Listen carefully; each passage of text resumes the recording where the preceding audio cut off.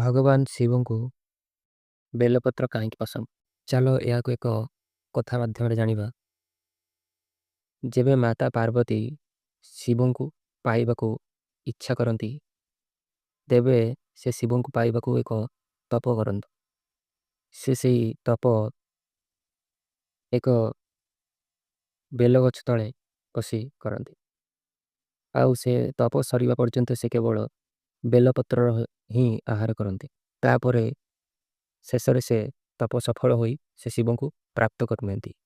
ये कहानीर अर्थ हेउछि जे आपण देखिथिबे बेलपत्रर आकार सी ठीक शिवंकर नेत्र परी से बेलपत्र ही आहार करती एवं कथार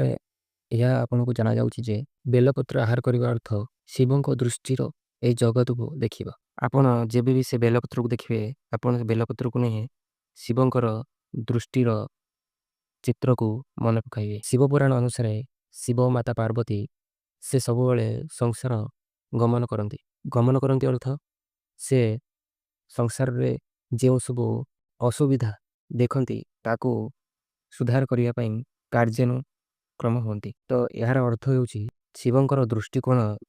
बुझा पड़ो अर्थ शिवं दृष्टि जगत को देखिए जेबे भी आपन को कौन सी जगह असुविधा देखा आपन तार सुधार करने को उद्यम करेंगे या आपन कौन से एक पदक्षेप ने यह द्वारा आपन को शिवंकर आशीर्वाद प्राप्त हम आपण शिवभक्त बोली गणा हेबे एवं शिव की आमे यह विषय अन्य केबे आउ एक वीडियो रे कथा हेबा। धन्यवाद।